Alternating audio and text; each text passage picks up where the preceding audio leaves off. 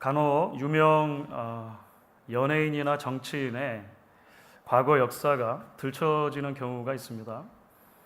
연예인의 경우라면 성형 전 모습이라든지 데뷔 전에 있었던 엉뚱한 일에 대한 영상이라든지 이런 게 있을 수 있겠죠. 정치인이라면 지금 현재 주장하고 걷고 있는 노선과 전혀 다른 주장을 옛날에 했다든지 또는 감춰져 있던 추문이 드러난다든지 하는 일들이 있을 것입니다. 그런 경우에 보통 일반 사회에서는 이렇게 부르곤 하죠. 흑역사. 어두운 역사라는 것입니다. 그러니까 잊어버리고 싶은 역사, 묻어두고 감춰두고 싶었던 역사, 이렇게 말할 수 있을 것입니다. 그런데 여러분, 우리가 성경을 읽다 보면 종종 깜짝깜짝 놀랄 때가 있습니다. 성경 안에 사실은 일종의 흑역사로 분류될 수 있는 그런 이야기들이 버젓이 등장하기 때문입니다.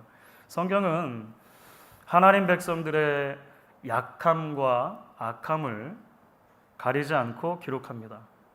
때로는 그 수위나 정도가 너무 심해서 성경을 읽는 것인데도 성경을 읽다가 읽는 우리의 얼굴이 좀 뜨뜻해지는 그런 경험을 우리는 종종 하곤 하죠.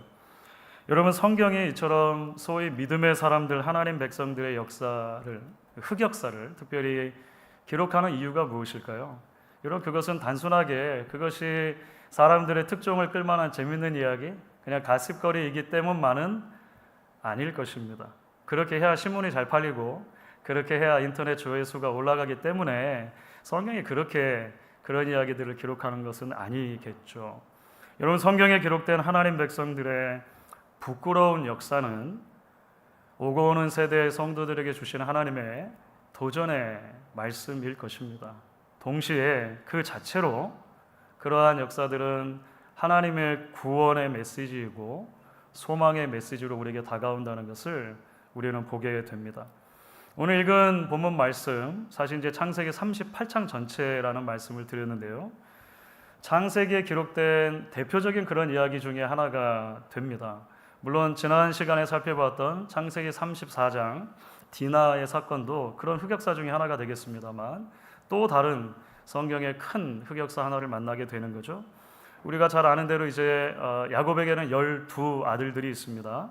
밧단아람에서 얻은 4명의 아내에게서 이제 어쨌든 시간이 흐르면서 12 아들까지 태어나게 되죠.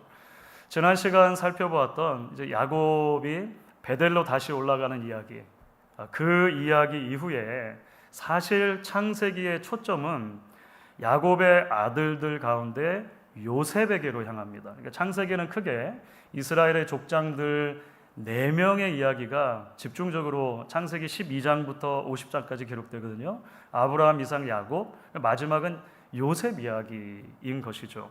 야곱의 11번째 아들이고요. 라헬에게서 태어난 것으로는 첫 번째 아들입니다. 그래서 크게 보면 창세기 37장부터 마지막 50장까지는 주인공이 요셉이라고 말할 수가 있어요. 요셉. 그리고 요셉 이야기와 더불어서 야곱의 말년의 이야기가 겹쳐지는 것을 보게 됩니다. 그런 면에서 보면 오늘 우리가 읽은 창세기 38장은 굉장히 특별하다는 거예요. 요셉 이야기는 이미 37장에서 시작하거든요, 사실. 그래서 이제 쭉 요셉 이야기가 펼쳐지는데 갑자기 훅 끼어든 이야기처럼 보이기 때문에 그렇습니다. 38장은 적어도 보시면요, 그 주인공이 요셉에게는 한참 형이죠. 한참 형이고 야곱에게는 이제 4번째 아들이 되는 유다가 주인공이 돼요. 갑자기 유다 이야기가 나온 것입니다. 우리를 더욱 당황스럽게 만드는 것은 그 내용이죠. 이게 누가 봐도 유다에게 있어서는 흑역사인 거거든요. 좀 더 크게 놓고 보면 야곱 가족에게 있어서 사실은 흑역사에 해당한다라고 볼 수 있을 것입니다. 자, 38장 1절 말씀이 이렇게 시작했죠. 우리 같이 한번 다시 읽겠습니다. 그 후에 유다가 자기 형제들로부터 떠나 내려가서 아둘람 사람 히라와 가까이 하니라. 자, 이제 내려갔다 이런 단어가 나올 때 우리 이제 창세기를 좀 읽어왔으니까 뭔가 불길한 일이 일어날까? 이게 짐작을 하게 돼요. 그러니까 내려간다는 게 별로 좋지 않은 뜻으로 사용될 때가 많다는 이야기를 드렸죠. 아니나 다를까 실제로 창세기 38장에 기록된 이야기는 유다와 그 가족이 얼마나 영적으로 내려가게 되는가, 얼마나 그 낮은 곳에 처하게 되는가를 보여주죠. 앞부분 이야기 1절부터 11절까지 이야기는 유다가 가나안 여인과 결혼하는 이야기입니다. 그리고 새 아들을 낳는 이야기죠. 이 집에도 새 아들이 있었네요. 새 아들을 낳아요. 그래서 엘과 오난과 셀라라고 하는 새 아들을 낳았다는 거예요. 사실 유다가 형제들이 있는 곳에서 떠나 가나안 사람과 결혼한 것도 문제가 되죠. 사실은 여기부터 먼저 그 문제의 심각성이 있게 되는데요.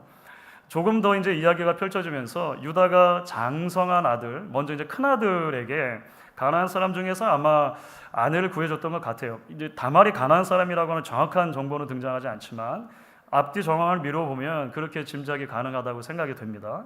어쨌든 큰 아들 엘의 이제 아내로, 그러니까 며느리를 다말이라고 하는 며느리를 맡게 되는데 여기서 또 문제가 일어나게 되는 거죠.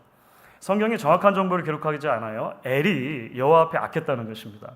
무엇인지 모르겠는데 큰 범죄가 있었던 것 같아요. 그래서 후사가 없이 이 엘이 죽습니다. 여호와께서 죽이셨다. 성경은 그렇게 말하죠. 당시에는 계대 결혼이라고 하는 풍습이 있습니다.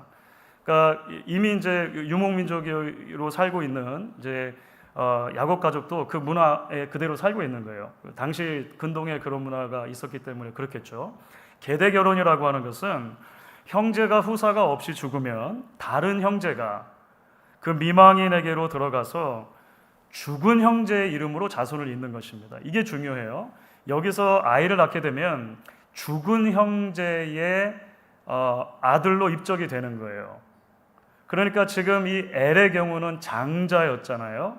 장자가 후사가 없이 죽었습니다. 그렇기 때문에 그 다음 형제가 형수와의 관계에서 아이를 낳게 되면 그 아이는 큰 아들의 역할을 감당하게 되는 거예요. 다시 말하면 장자의 권리가 그 아들에게 있는 거죠. 오난, 둘째 아들 오난이 이게 싫었습니다. 당시 문화라 보면 당연히 그렇게 해야 하는 책임이 있었어요. 책임이 있었지만 그게 너무 싫은 거예요. 왜냐하면 형이 이제 없으니까 장자의 권리가 원래는 누구한테 돌아와야 돼요? 둘째한테 돌아와야 되는데 아이를 낳고 나면 실제로는 조카이지만 장자가 된단 말이에요. 그러니까 자기에게 손해가 오는 게 싫었겠죠. 그래서 성경을 보면 이제 임신을 피할 목적으로 땅에 설정을 하게 되었다. 이렇게 된 것입니다. 그리고 그것을 여호와께서 악하게 보시죠. 오남도 죽습니다. 오남도 죽는 거예요. 자, 그럼 이제 누가 남았죠? 셋째가 남았잖아요. 유다가 보았을 때 두려운 것입니다. 큰 아들도 죽고 둘째 아들도 죽으니까 셋째 아들마저 죽으면 어떻게 할까? 그래가지고 아이가 아직 어리다. 결혼할 정년기가 아니다. 이야기를 하면서 다말을 친정으로 보내버린 거예요. 그리고 나서 하염없이 시간이 흘러간 것입니다. 하염없이 시간이 흘러갔어요. 이제 오늘 읽지 않은 본문인데 12절부터 30절까지는 기다리다가 이제 다말이 어떻게 시아버지인 유다로 말미암아 대를 잇게 되는가에 대한 이야기가 나오는 거예요. 사실은 그 다음 이야기가. 시간이 흘러서 이제 셋째 아들도 컸거든요.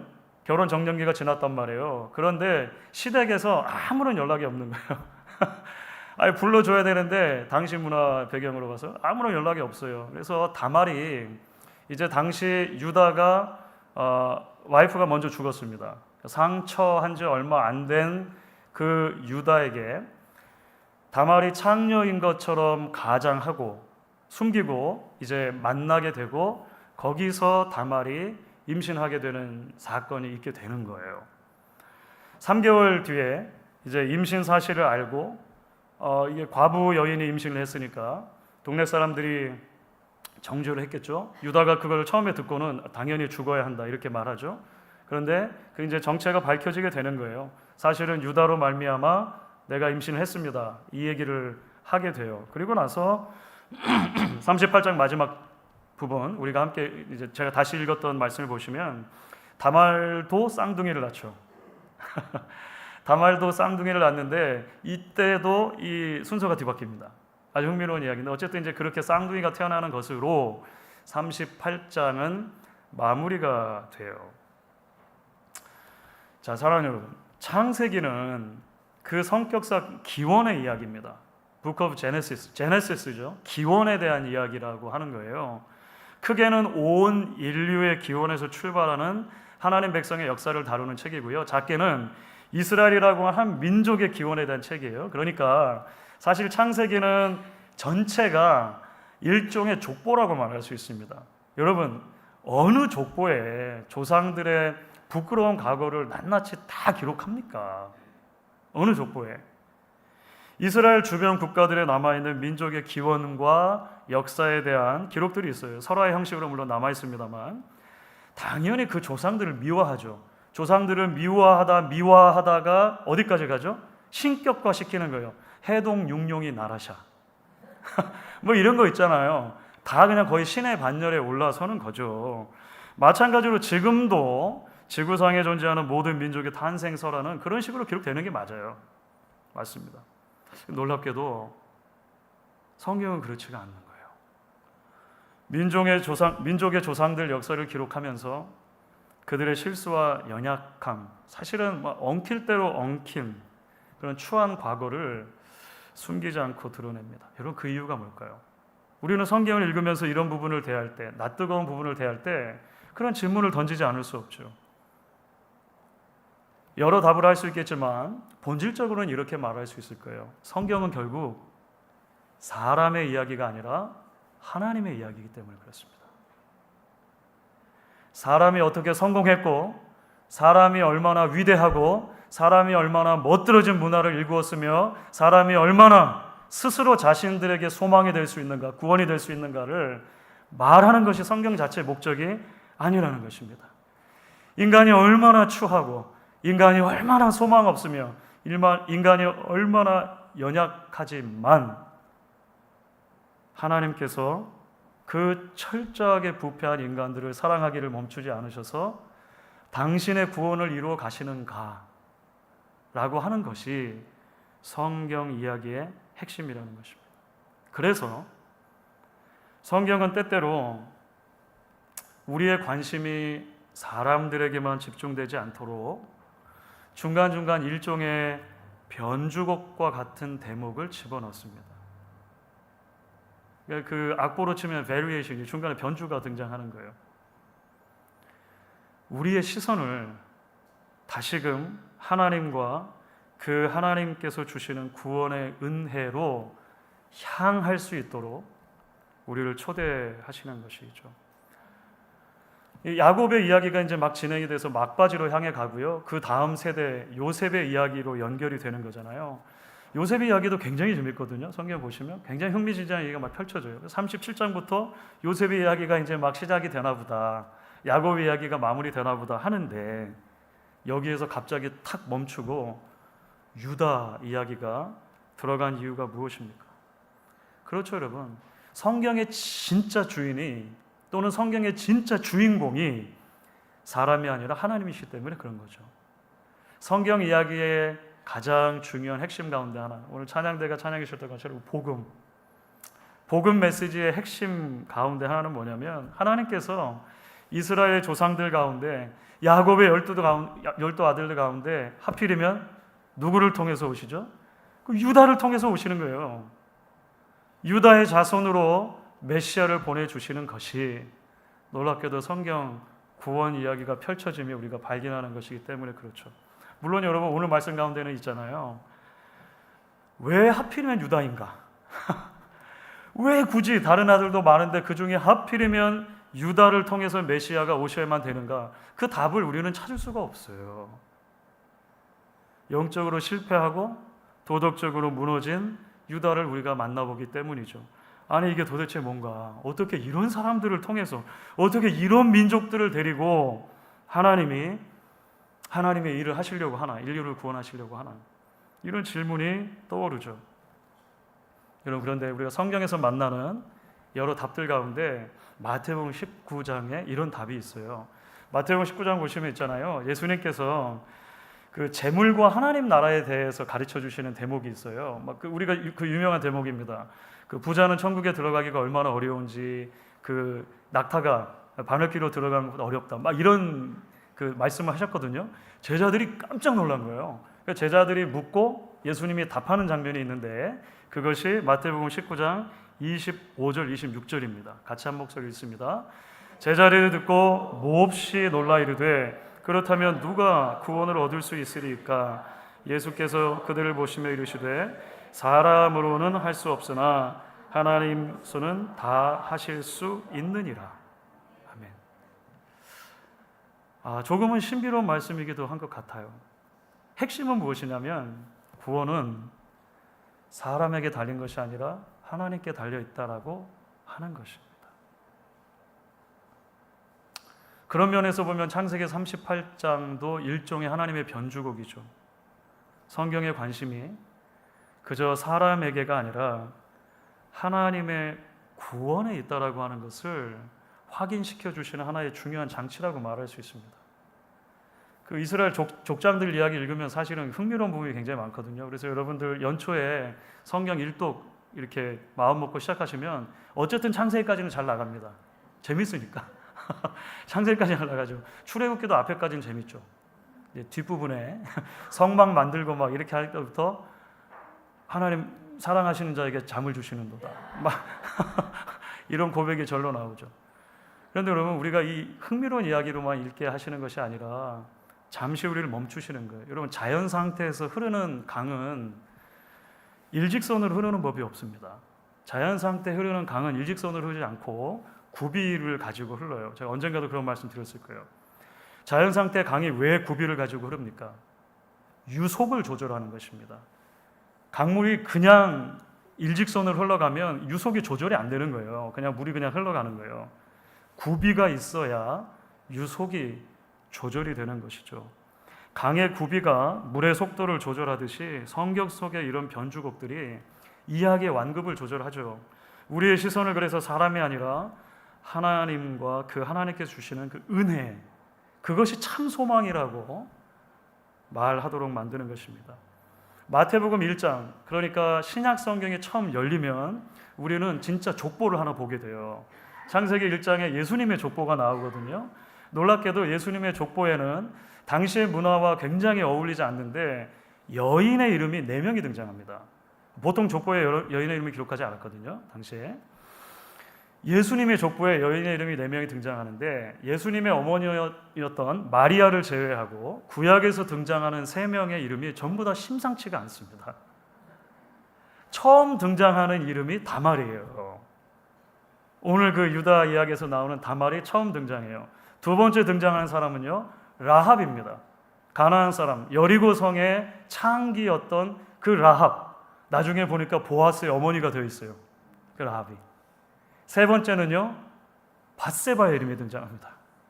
우리아가 억지로, 다윗이 우리아에게서 억지로 빼앗았던 그 밧세바의 이름이 세상에 예수님의 족보에 등장하는 거예요. 우리가 이런 이름들을 보며 깨닫는 것이 무엇입니까?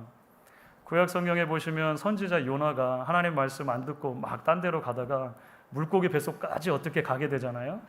놀랍게도 요나서 2장 9절을 보시면 요나가 물고기 뱃속에서 이런 고백을 드려요. 구원은 여호와께 속하였나이다. 사실 이게 요나서 전체의 주제입니다. 물론 이제 요나는 나중에 또 실패하긴 합니다만 구원은 여호와께 속하였나이다. 그렇습니다, 여러분. 처음부터 끝까지 구원은 하나님께서 하시는 일이죠. 그것이 우리 죄인들의 유일한 소망인 것입니다. 오늘 함께 예배하는 저와 여러분에게도 이런 고백이 있을 수 있기를 간절히 바랍니다. 여러분, 이제 우리는 조금 더 나아가서 조금 더 구체적으로 오늘 말씀을 우리에게도 적용할 수 있다, 이렇게 생각이 들어요. 그것은 우리 인생 가운데 때로 변주곡이 연주될 때 그것을 어떻게 바라볼 것인가의 문제입니다. 우리가 인생을 살다 보면 원하지 않는 흐름과 원하지 않는 박자로 인생이 연주되고 있는 것 같은 느낌을 받는 순간이 있습니다. 우리 가정에 그런 일들을 경험하기도 하죠. 우리 비즈니스에 그런 일들을 경험하기도 합니다. 믿음의 공동체인 교회도 그런 시기를 지날 때가 있습니다. 한마디로 말하면 내가 원하는 음악이 아닌 거죠. 내가 원하는 음악이 지금 플레이가 되고 있지 않다라고 생각되는 그런 시점들이 있다는 것입니다. 그러나 여러분, 바로 그때 기억하실 수 있으면 좋겠습니다. 바로 그 시점이 온통 나 중심으로 혹은 우리 중심으로 인생을 바라보며 달려가고 있던 우리의 눈을 틀어 하나님을 바라볼 수 있도록 하나님께서 속도를 조정해 주시는 구간일 수 있다는 것입니다. 2014년도에 개봉했던 위플래시라고 하는 영화가 있어요. 위플래시. 그 이듬해 이제 아카데미를 비롯해 가지고 각종 영화 시상식에서 나무조연상, 음악상, 편집상 뭐 이런 거 받았어요. 보신 분들 계신지 모르겠습니다. 이게 그 뉴욕의 재즈 학교에서 일어나는 이야기인데, 그 뉴욕의 한 재즈 학교에 앤드루라고 하는 학생이 입학을 해요. 그런데 그 학교에는 아주 악명 높은 그 교수법으로 알려져 있는 그 플래처 선생님이라고 하는 분이 계세요. 유명한 배우인데, 하여간 이제 그 선생님을 만나서 이제 그 일종의 이제 성장 영화 같은 거죠. 이제 어떻게 그 청년이 이제 여러 일들을 겪어가는가, 뭐 꿈, 교육, 성장, 사랑, 뭐 이런 이제 주제들에 대해서 여러 가지 생각을 하게 해요. 저희 아이들하고도 다 같이 봤던 그런 기억이 있습니다. 물론 최근에는 이제 뭐 플래처 선생님의 교육 방법에 대해서 비판하는 글들도 많이 있더라고요. 왜냐하면 그 영화를 보시면 너무 폭력적이에요. 세상에 그 뉴욕인데 미국에서 막 그 음악하는 학생들 막 따귀를 때리고 막 그런 모습이 있어서 뭐 바람직하지는 않다 이렇게 얘기하는데, 어쨌든 영화 속에서 가장 제 마음속에 많이 남는 그 대사가 있습니다. 대사. 그 대사는 뭐냐면 그 악명 높은 플래처 선생님이 학생들을 지도할 때, 그러니까 밴드를 지휘할 때 아주 자주 사용하는 표현이 있어요. 그 표현이 뭐냐면 이겁니다. Not quite my tempo라는 것입니다. Not quite my tempo. 아직 내가 원하는 박자가 아니야. 이러면.